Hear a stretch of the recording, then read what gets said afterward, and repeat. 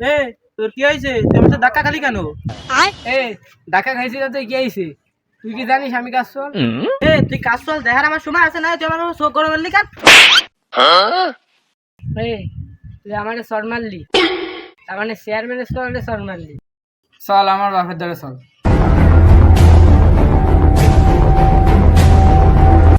আব্বা, এইতে একটা অপরাধ করে ফেলাইছি।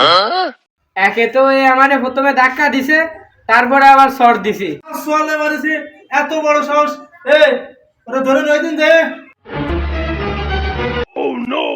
এই চল, তোর এত বড় সাহস তুই আমাকে চেয়ারম্যানের সোয়ালের গায়ে হাত দিস? চেয়ারম্যান সাহেব, আমার একটা কথা আছে। তোর কোনো কথা টথা এনে চলবে না।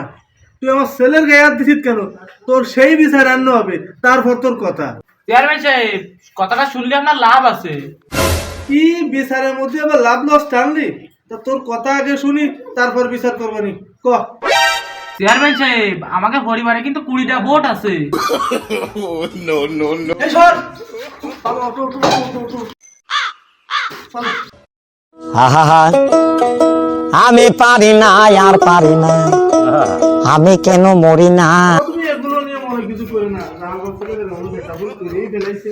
যাক, তুমি মন খারাপ করো না, শুনতে পেলে আইসে টাকা খেয়ে দিল, কাল পথে লাগিয়েছি যাওয়া তো পারে। তোমার অসুবিধা নেই, তুমি আর মন খারাপ করে